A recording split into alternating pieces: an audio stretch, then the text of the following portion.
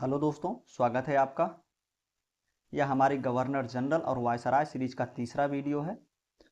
इसमें हम आज बचे हुए प्रश्नों को देखते हैं। आइए शुरू करते हैं। पहला प्रश्न है कि अफगानिस्तान के प्रति एक जोश भरी या अग्र फॉरवर्ड नीति का अनुसरण करने वाला गवर्नर जनरल था। ऑप्शंस क्या हैं? Minto, Elgin, Dufferin, Lytton. तो अफगानिस्तान के प्रति एक जोश भरी नीति कौन फॉलो किया है? वो किया है लॉर्ड लिटन। इसकी व्याख्या देख लेते हैं। 1876 ईस्वी में लिटन के वायसराय बनकर आने पर अफगानिस्तान के प्रति अपनाई गई नीति में परिवर्तन आया। कुशल आक्रमणीयता की नीति के स्थान पर अग्रगामी नीति का अनुसरण होने लगा। ठीक है, लिटन कब भारत आया है वायसराय बन के? 1876 में, ये भी ध्यान रखिएगा।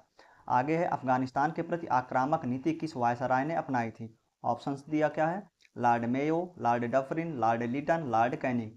तो अफगानिस्तान के प्रति आक्रामक नीति अपनाई कौन है? अभी हम ऊपर देख रहे हैं, लॉर्ड लिटन ने अपनाई। कब आया था भारत? ये आया था 1876 में।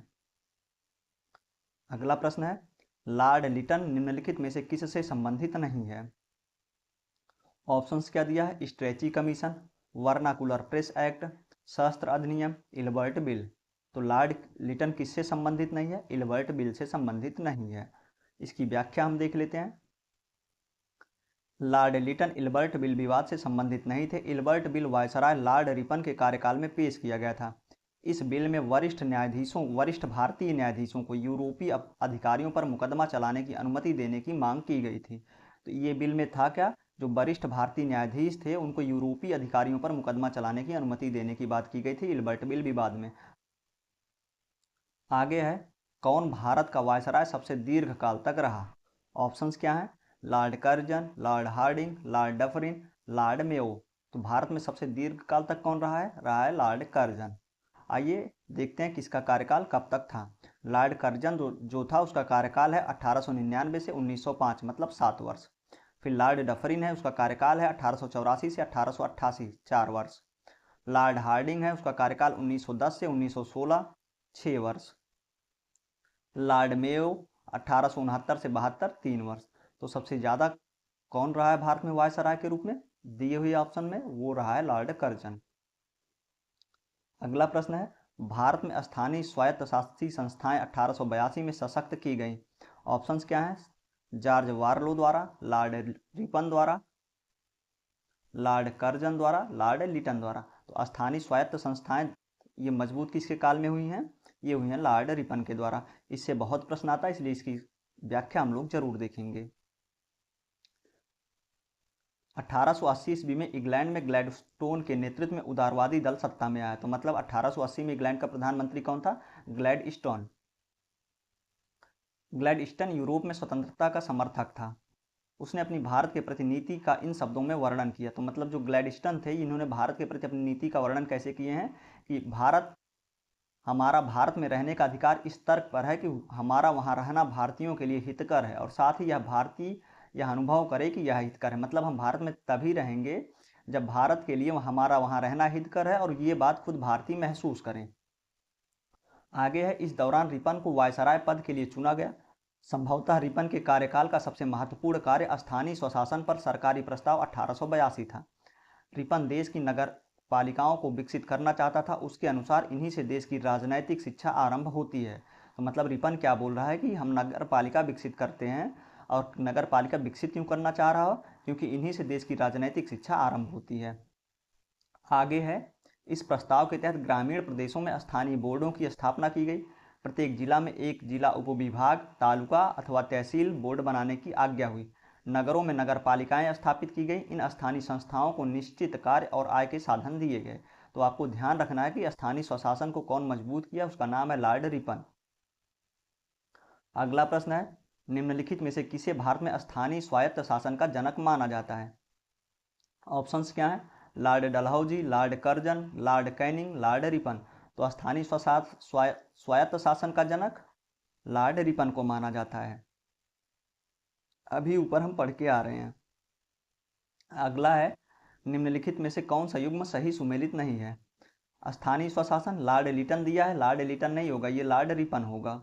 सहायक संधि लॉर्ड बेलेजली, ये सही है। राज्य अपहरण नीति लॉर्ड डलहौजी, ये भी सही है। अस्थायी बंदोबस्त लॉर्ड कॉर्नवालिस, ये भी सही है। तो इसका सही आंसर क्या हो जाएगा? ए, क्योंकि स्थानीय स्वशासन लॉर्ड लिटन से ना संबंधित होकर लॉर्ड रिपन से संबंधित है। अगला प्रश्न है, भारत में स्थानीय स्वायत्त शासन को किसने प्रोत्साहित किया था?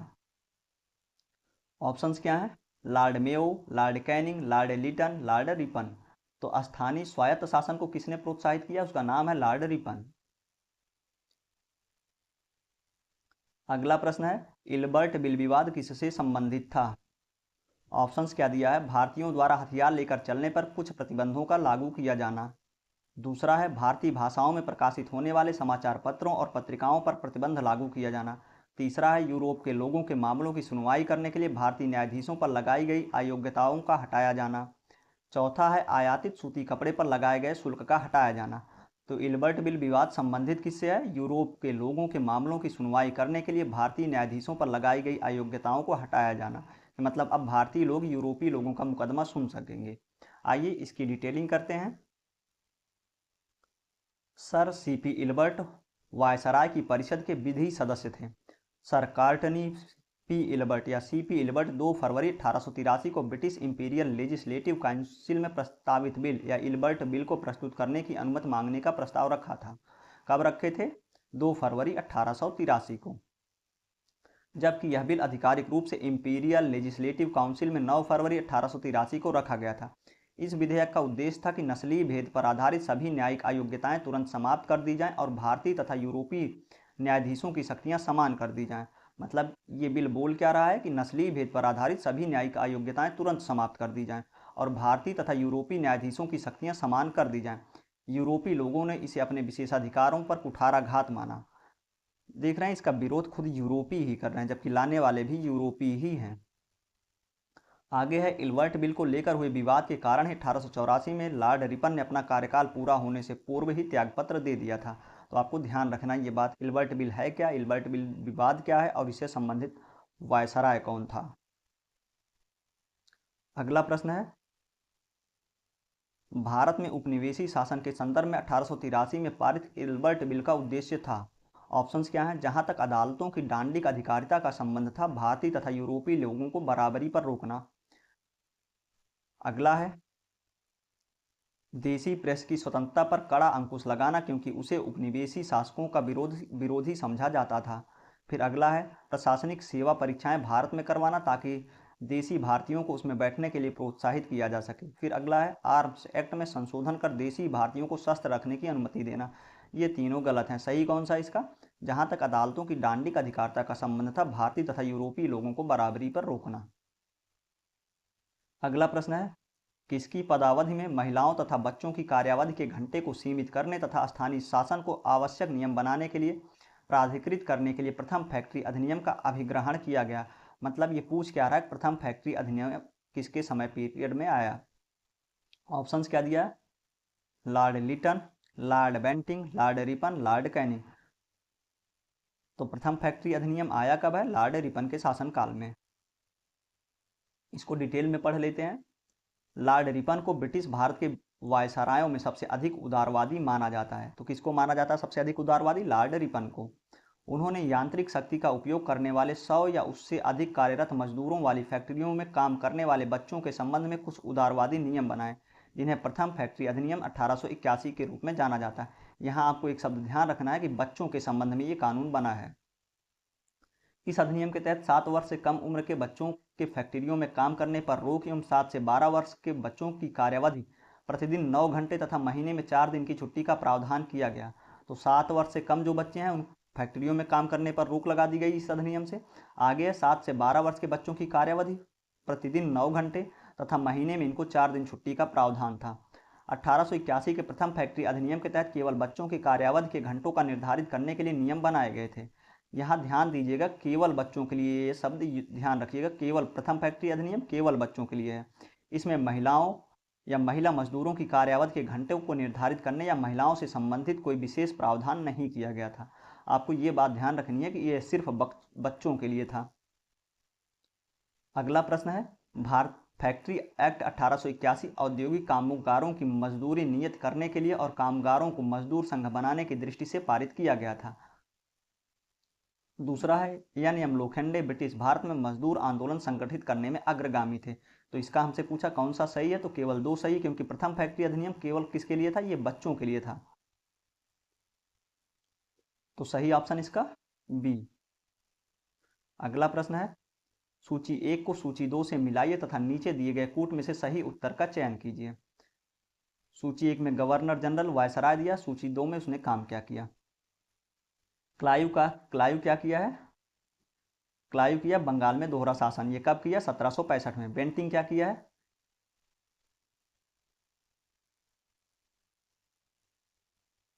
लॉर्ड विलियम बेंटिंग किया है अंग्रेजी शिक्षा, इसी के समय उड डिस्पैच आया था। चार्ल्स मेटकाफ प्रेस पर प्रतिबंध हटाना, कर्जन बंगाल विभाजन। तो इसका सही आंसर क्या हो जाएगा, ए, सी, डी, ए, बी। देख लेते हैं, क्लाइव ने 1765 ईस्वी में बंगाल में द्वैध शासन प्रणाली लागू की। बेंटिंग के कार्यकाल में ही मैकाले द्वारा आधुनिक शिक्षा की नींव रखी गई थी। अपने प्रस्ताव में मैकाले की योजना यह थी कि एक ऐसा वर्ग बनाया जाए जो रंग तथा रक्त से तो भारतीय हो परंतु प्रवृत्ति, नैतिकता और बुद्धि से अंग्रेज हो। क्या बोल रहा है कि मैकाले का विचार था कि जो ऐसे मतलब भारतीय हो कि मतलब वो तो हो भारतीय लेकिन उनकी बुद्धि जो हो अंग्रेजों से मिलती जुलती हो। आगे मैकाले का विचार 7 मार्च 1835 को एक प्रस्ताव द्वारा अनुमोदित कर दिया गया, जिसमें यह निश्चय हुआ कि उच्च भारतीय प्रशासन की भाषा अंग्रेजी होनी चाहिए। तो मतलब ये एक चीज़ और कर रहा है कि ये बोल रहा है कि उच्च भारतीय प्रशासन की भाषा सिर्फ अंग्रेजी ही होनी चाहिए। आगे है चार्ल्स मेटकाफ ने प्रेस से प्रतिबंध हटाया, इसलिए उसे समाचार पत्रों का मुक्तिदाता कहा जाता है। तो चार्ल्स मेटकाफ को क्या बोला जाता है, समाचार पत्रों का मुक्तिदाता। आगे है कर्जन के कार्यकाल में वर्ष 1905 में बंगाल का विभाजन हुआ था। तो इस तरह ये आपका पूरा ध्यान रखना है। आगे है 112वां प्रश्न, ये सूची मिलान करना हमको। सूची 1 में गवर्नर जनरल वायसराय हैं और सूची 2 में इसने काम क्या किया है। लॉर्ड डलहौजी ने क्या किया, ये व्यापकगत सिद्धांत लाया है। विलियम बेंटिंग सती प्रथा पर निषेध किया है। लॉर्ड रिपन स्वायत्त शासन का जन्मदाता है। लॉर्ड कर्जन बंगाल विभाजन किया था 1905 में। तो इसका सही आंसर क्या हो जाएगा, ए, डी, ए, बी, सी।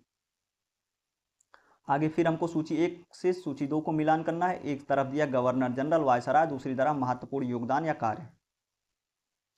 डलहौजी क्या किया है, ये व्यापकगत का सिद्धांत लाया है। कर्जन क्या किया है, बंगाल का विभाजन किया है। विलियम बेंटिंग सती प्रथा का निषेध। लॉर्ड कॉर्नवालिस बंगाल का अस्थायी बंदोबस्त। ये आया कब है, 1799। सती प्रथा कब प्रतिबंधित हुई, 1829 में। बंगाल का विभाजन 1905 में।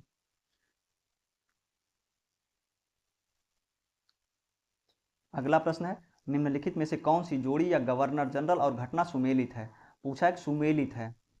ऑप्शंस क्या हैं, पहला ऑप्शन है लॉर्ड कॉर्नवालिस रेगुलेटिंग एक्ट, दूसरा है लॉर्ड बेलेजली अस्थायी बंदोबस्त, तीसरा है लॉर्ड एलनबरो सिंध का विलय, चौथा है लॉर्ड डलहौजी प्रथम अफगान युद्ध।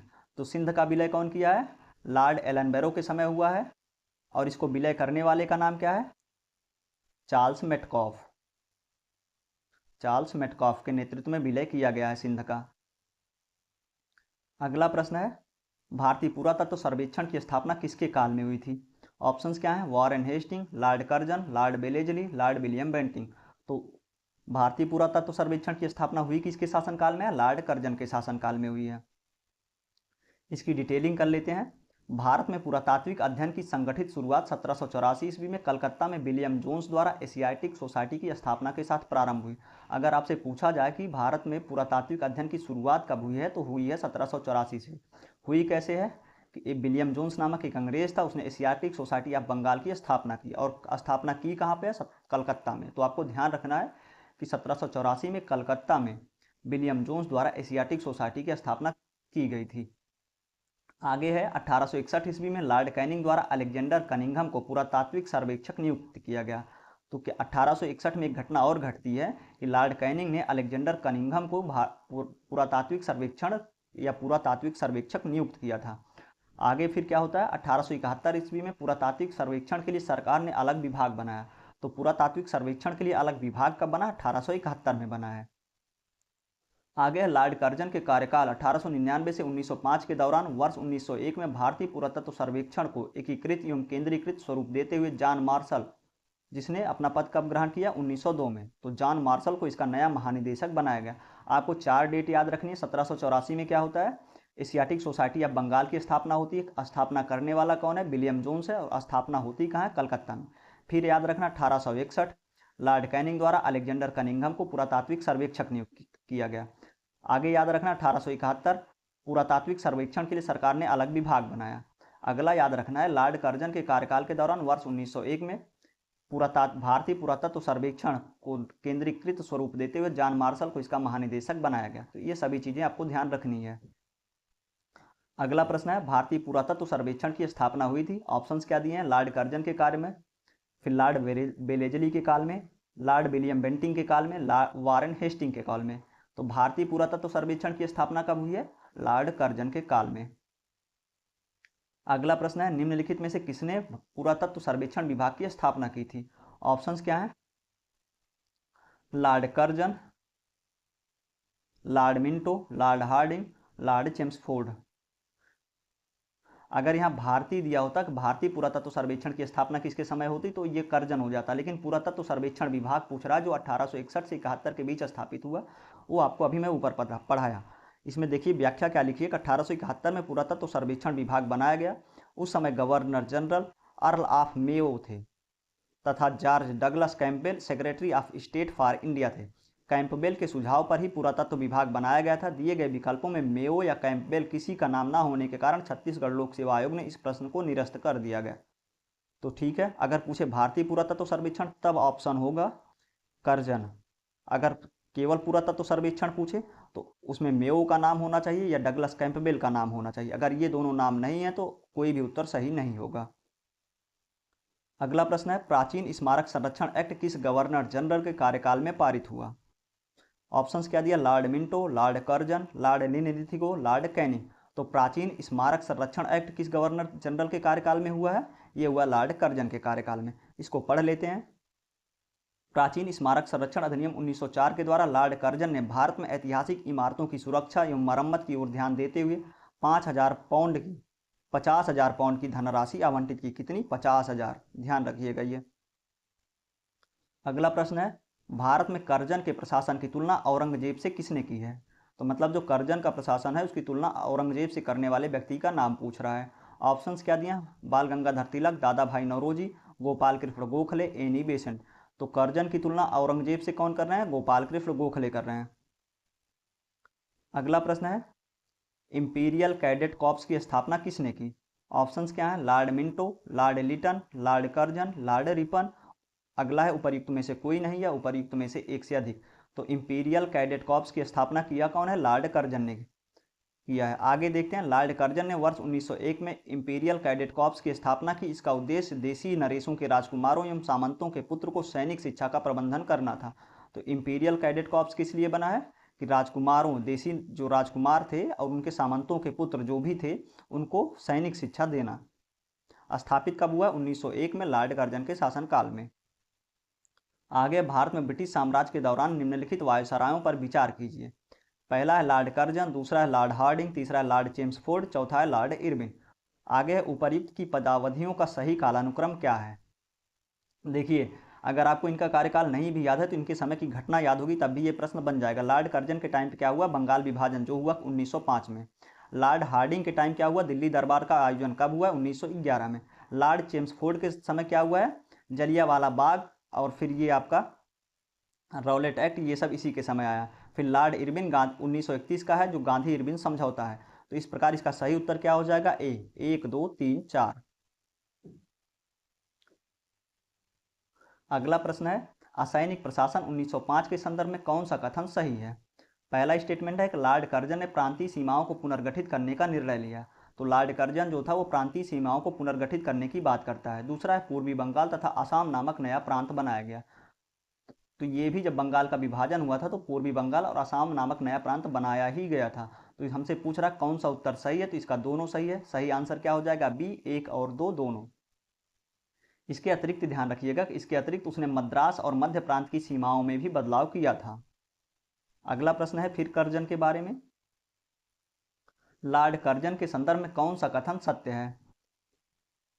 पहला स्टेटमेंट है अंग्रेजी साम्राज्य को ग्रेनाइट की चट्टान पर स्थापित करना। दूसरा है कलकत्ता निगम अधिनियम की घोषणा। पहले स्टेटमेंट को लेके कुछ विवाद है, लेकिन दूसरा तो 100% है। और हमसे सही उत्तर पूछा है, तो सही उत्तर, क्योंकि लोक सेवा आयोग ने दोनों माना, इसलिए सही उत्तर क्या होगा, ए और 1 और 2 दोनों।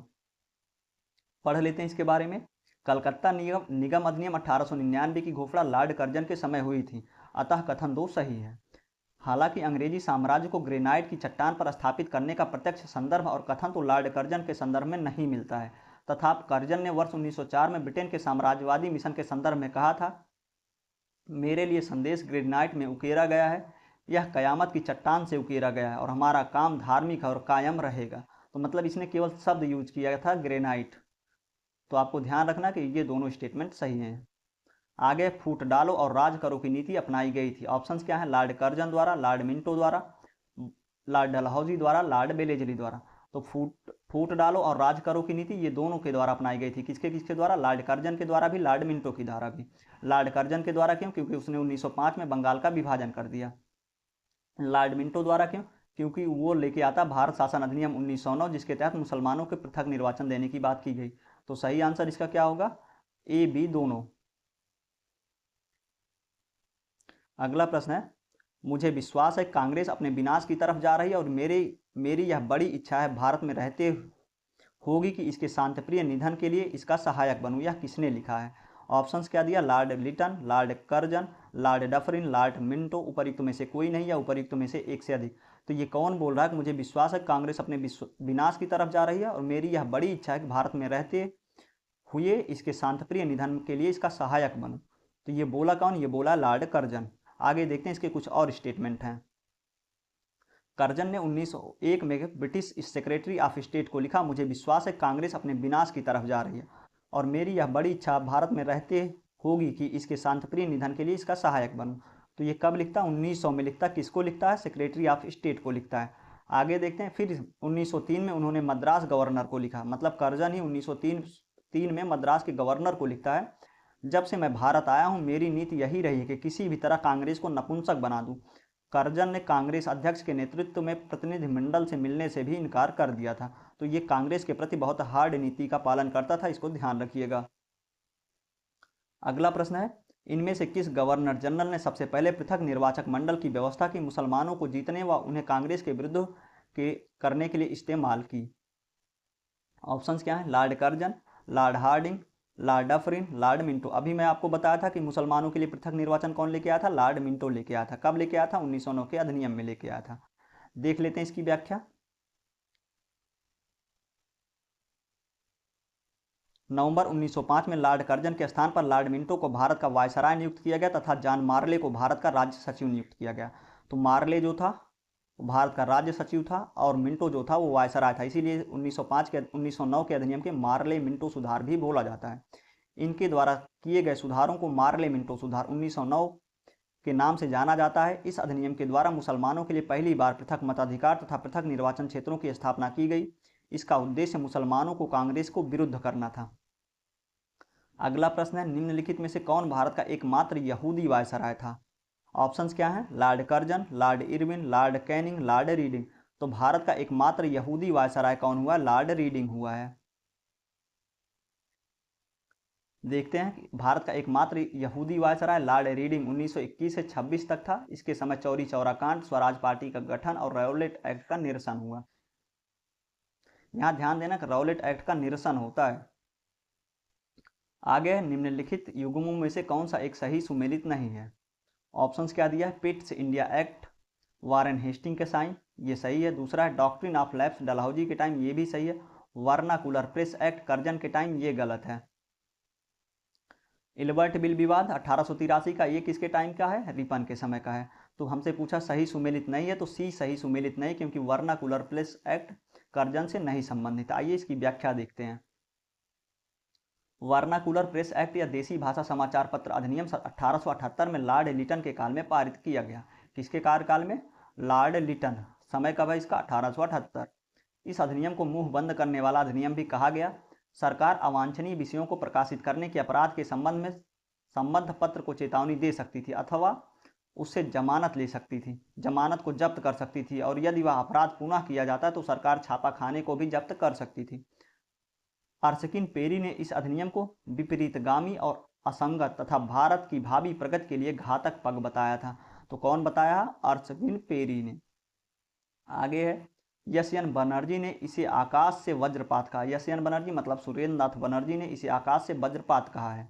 इस अधिनियम के अधीन सोम प्रकाश, भारत मिहिर, ढाका प्रकाश, साहचर तथा अनेक समाचार पत्रों के विरुद्ध मामले दर्ज किए गए। ये आपको ध्यान रखना है। Vernacular press act Lord Lytton के समय से संबंधित है।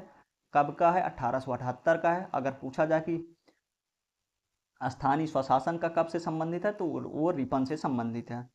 आगे है 129 निम्नलिखित में से कौन सा युग्म सही सुमेलित नहीं है? ऑप्शंस क्या है? ठगी का दमन, विलियम बेंटिंग। और ये ठगी का दमन किसके नेतृत्व में हुआ था? कैप्टन स्लीमैन के नेतृत्व में। ये भी आपको ध्यान रखना है। इल्बर्ट बिल, रिपन, सही है। रिंग फेंस की नीति, वॉरेन हेस्टिंग, सही है। वर्नाकुलर प्रेस एक्ट अभी देख के आ रहे हैं किसके टाइम पीरियड का है? लिटन के टाइम पीरियड का है। कब का है? 1878 का है। कर्जन की महत्वपूर्ण बात क्या है? इसने क्या किया था? 1905 में बंगाल का विभाजन कर दिया था। तो इसका सही आंसर क्या हो जाएगा? डी। अगला प्रश्न है, ब्रिटिश भारत की राजधानी का कलकत्ता से दिल्ली स्थानांतरण किसके काल में क्रियान्वित हुआ? ऑप्शंस क्या दिया? Lord Minto, Lord Chelmsford, Lord Hardinge, Lord Reading. ये हमसे पूछ रहा कलकत्ता से दिल्ली राजधानी कब स्थानांतरित हुई? तो कब हुई है? लॉर्ड हार्डिंग के समय हुई थी। पढ़ लेते हैं। वायसराय लॉर्ड हार्डिंग द्वितीय के शासनकाल में वर्ष 1911 में जॉर्ज पंचम एवं महारानी मेरी का भारत आगमन हुआ तथा दिल्ली में भव्य दरबार का आयोजन किया गया, जिसे दिल्ली दरबार या तृतीय दिल्ली दरबार के नाम से जाना जाता है। आपको ध्यान देना है, इसी समय इसकी घोषणा हुई थी। लेकिन दिल्ली भारत की राजधानी बनी कब है? ये बनी है 1912 में। घोषणा कब हुई है? 1911 में। अगला प्रश्न है, सही जोड़े बनाइए तथा नीचे दिए गए कूट की सहायता से सही उत्तर चुनिए। चूक का सिद्धांत या हड़प नीति, बंगाल विभाजन, बंगाल में दोहरा शासन, सामाजिक सुधार। तो चूक का सिद्धांत या हड़प नीति किससे संबंधित है? डलहौजी से। बंगाल का विभाजन कर्जन से। बंगाल में दोहरा शासन क्लाइव। सामाजिक सुधार विलियम बेंटिंग 1829 में सती प्रथा प्रतिबंधित करना। सूची 1 को सूची 2 से सुमेलित कीजिए तथा नीचे दिए गए कूट की सहायता से सही उत्तर का चुनिए। इसका बंगाल में फोर्ट विलियम प्रेसिडेंसी का गवर्नर जनरल या रेगुलेटिंग एक्ट 1773 के अधीन। तो इसका क्या हो गया? चार्ल्स कार्नवालिस का दूसरा अर्ल और पहला मार्क्विस। भारत का गवर्नर जनरल चार्टर एक्ट 1833 के अधीन। तो ये कौन है? ये है James Andrews brown Ramsay, Dalhousie का अर्ल ऑफ मार्क्विस।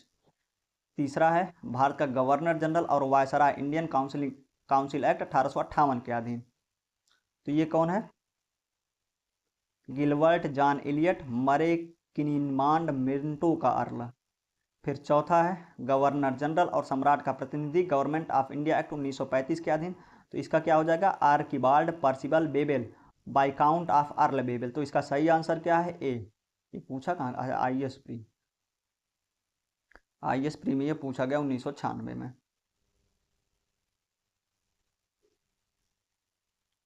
अगला प्रश्न है, एक तरफ हम रियासतें दी गई हैं, दूसरी तरफ दिया गया अंग्रेजों द्वारा विलय। तो संभलपुर का विलय कब हुआ है? ये हुआ है 1849 में। सतारा का 1848 में। अवध का 1856 में। झांसी का 1854 में। तो सही आंसर इसका क्या हो जाएगा? बी, 2, 1, 4, 3। आगे निम्नलिखित घटनाओं पर विचार कीजिए तथा उनको कालानुक्रम में व्यवस्थित कीजिए। सिक्किम का विलय, पंजाब का विलय, झांसी का विलय, बर्मा का विलय। नीचे दिए गए कूट की सहायता से सही उत्तर चुनिए। पहले आप देख लीजिए, सिक्किम का विलय 1835, सिक्किम के कुछ भाग का हस्तांतरण 1835 में और कुछ भाग का अधिग्रहण 1850 में ब्रिटिश साम्राज्य में हुआ था। दूसरा तो सिक्किम को लेके ही विवाद है कि इसका 1835 माना जाए या 1850 माना जाए। पंजाब 1849, बर्मा वर्तमान भारत, म्यांमार 1886, झांसी 1854। तो इसमें कोई भी आप सुमेलित नहीं कर सकते। एक चीज ध्यान रखिएगा, सिक्किम का पूर्ण विलय ब्रिटिश साम्राज्य में कभी नहीं किया गया। अगला प्रश्न है, निम्न में से किस वायसराय के कार्यकाल में भारतीयों को राय बहादुर और खान बहादुर उपाधियां प्रदान करना प्रारंभ हुआ? तो भारतीयों को राय बहादुर और खान बहादुर उपाधि कब से मिलने लगी या किसके कार्यकाल से मिलने लगी? ऑप्शंस क्या हैं? लॉर्ड रिपन के कार्यकाल में, लॉर्ड मेयो के कार्यकाल में, लॉर्ड लिटन के कार्यकाल में, लॉर्ड डफरिन के कार्यकाल में, उपयुक्त में से कोई नहीं या उपयुक्त में से एक से अधिक। तो राय बहादुर और खान उपाधियां किसके कार्यकाल में मिलना शुरू हुई? इसमें दो संबंधित हैं। आगे देखते हैं कि 1857 के विद्रोह के समय अंग्रेजों की सहायता करने वाले देसी शासकों, जमींदारों आदि को अपना विश्वास पात्र बनाने के लिए उन्हें उपाधियां, खिलात, भूमि अनुदान, ऋण माफी आदि सुविधाएं प्रदान की जाने लगी। इसमें हिंदुओं को दी जाने वाली प्रमुख उपाधि राय बहादुर तथा मुस्लिमों को एवं पारसियों को दी जाने वाली समकक्ष उपाधि खान बहादुर थी। 1859 एवं 60 में इन उपाधियों के दिए जाने के साक्ष्य मिलते हैं, और इस टाइम कौन था इसका क्लियर प्रमाण नहीं मिलता है। तो इसका सही आंसर क्या हो जाएगा? उपर्युक्त में से कोई नहीं, या उपर्युक्त में से एक से अधिक। इस तरह आपका गवर्नर जनरल और वायसराय का टॉपिक समाप्त होता है। कल से हम देखेंगे ब्रिटिश शासन का भारतीय अर्थव्यवस्था पर प्रभाव। अगर आपको वीडियो अच्छा लगे तो चैनल को सब्सक्राइब जरूर कर दीजिएगा। धन्यवाद।